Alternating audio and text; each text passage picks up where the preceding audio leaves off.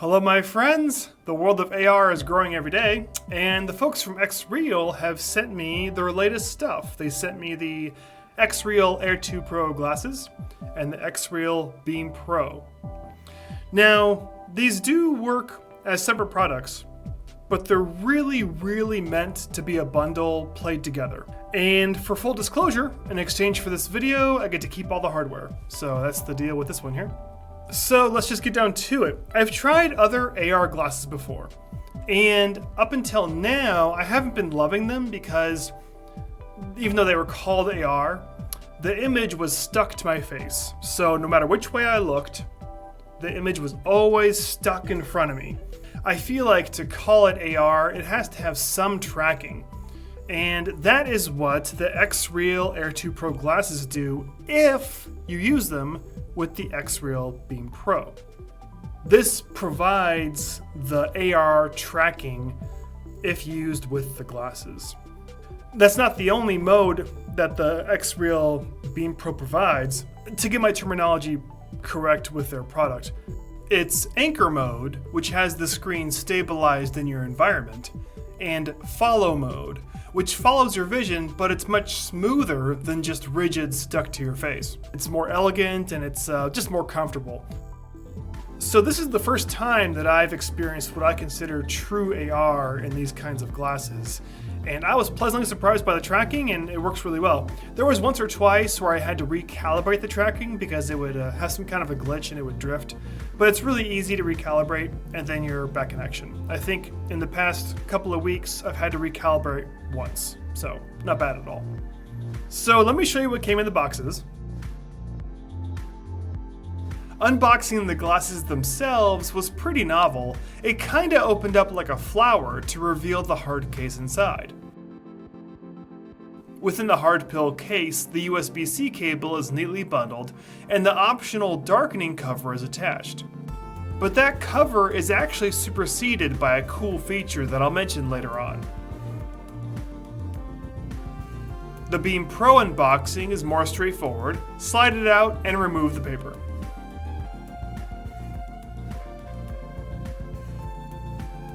And while we're talking about unboxing, I wanted to share with you the prescription inserts that I got. They're in there. If you need any glasses prescription whatsoever, you're gonna need prescription inserts. There's no diopters or visual adjustments of those kind in here. And so I went ahead and purchased the lenses from HONSVR because they were the cheapest I could find, and I wanted to see if they would work. So that's the one exception to where everything from XREAL I got for free, but the HONSVR prescription inserts I purchased myself. And I gotta say, there's not much to say about them. They work great, they match my prescription, they were pretty easy to attach and put in, and they do the job. So be aware that you'll need prescription inserts if you wear glasses. Now, the Beam Pro is an interesting device. It's basically a giant phone with the very dedicated purpose of driving the AR to the glasses. It runs on Android, but the actual AR stuff is the Nebula OS app, and that runs on top of Android. When you plug in the glasses, Nebula OS will launch automatically. And from there, you can browse your installed apps that you installed either from the Google Play Store or from the XREAL Store. There are two different app stores on here. To navigate in Nebula OS, there's two ways. You use this as a laser pointer to sort of point, almost like a Wiimote.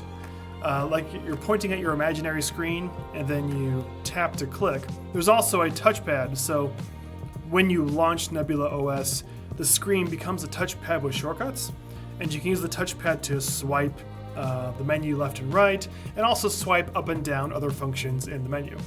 So the Google Play Store is obviously where you're going to get the vast majority of your apps. There is a bit of a learning curve with how apps behave differently in Nebula OS versus just purely on Android.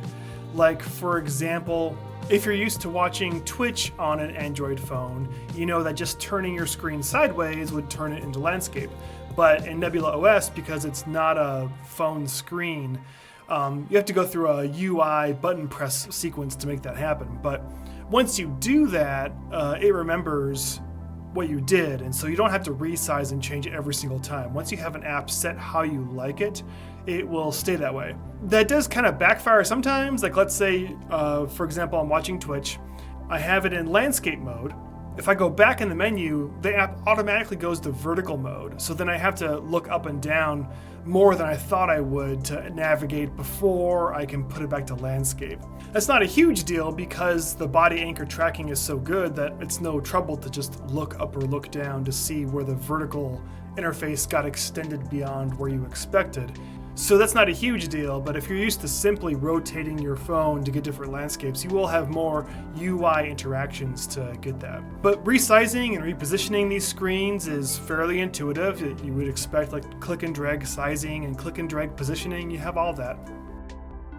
There is some app switching and app multitasking. You can't have a lot running in the background at the same time, but switching between open apps is easy.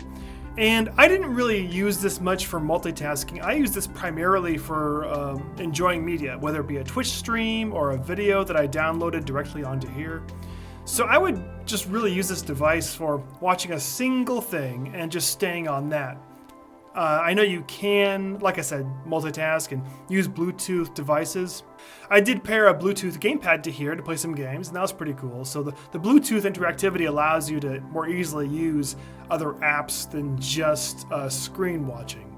But that's really how I used it, as just a personal giant cinema and not as a productivity tool. One really novel feature of the Beam Pro, you probably noticed that there's 2 lenses here, and you can capture 3D photos and 3D videos. And I experimented a little with that, and watching the 3D photos and videos in the glasses worked well. It was pretty cool to see like true depth with side-by-side 3D, and I'm not sure how much I'll be using that, but it's pretty novel, and it's my first time ever trying to record side-by-side 3D, and it was easy, and I was pretty pleased with the results. For ergonomics and comfort, I found these pretty comfortable and lightweight. One thing I really like is that the arms of these, I don't know if they're arms, what do you call these? Temples? These are flexible. So even though you do plug in the USB-C here, there's some give here, which does help the comfort. It's not a super rigid thing behind your ear. The audio coming out of the glasses sounds good. And one really slick feature that I've never experienced before is this dimming feature. You press this button and you get 3 levels of dimming behind the image. So it's almost like as you click this, they become darker and darker sunglasses. I'd never seen that before. I thought that was pretty slick. So if you're in a bright environment, you can dim it down, or if you're in a darker environment, or if you want to see more behind, you can have that. So having that control is pretty cool. The field of view of the glasses are good. I found myself often hoping for just a little more field of view. And that's probably something we always want when it comes to AR or VR. So just know that this doesn't cover your full vision. You will, if you have body anchor on and you're looking left and right, up and down, you'll see pretty quickly where it cuts off in the field of view, the corners. And of course, every product has shortcomings, and I wanted to share with you what I shared with them with things that I think should be improved. One is that because I mentioned with the Beam Pro, I use this primarily for just watching media, watching streamers. And one thing that I think would be really nice on the Nebula touchscreen app is something that would be a simple play pause button. Let's say I'm watching something and I hear the water boiling or there's a knock at the door. It's a little cumbersome to try and quickly grab the beam, quickly laser point, find the pause button, tap, and even though what I just described isn't a lot of action, if you need to get up quickly, it's hard to do that quickly without fumbling, and it's awkward. To burp, burp, burp, burp. I would like it if there was a dedicated play pause button on the touchscreen so that I can just boop, play pause, throw the glasses off, and move on. They do have some progress to make with app stability. Nebula OS would crash for me.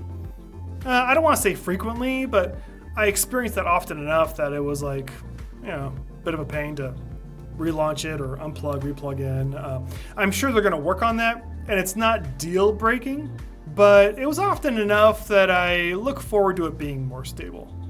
Another improvement that I requested, which is the difference between Nebula OS and Android OS, is that the app switching screen on Nebula OS didn't allow me to quit apps. I expected it to, because if I do the app switcher on Android, I can just swipe to get rid of apps. And the Nebula OS app switcher looked similar enough to the Android one that I was expecting, if not a swipe, some kind of a hover and get an X close button. You can go into the app and then hit the X in the corner to quit the app, but it'd be nice if the Nebula OS app switcher allowed you to quit apps like the Android app switcher does.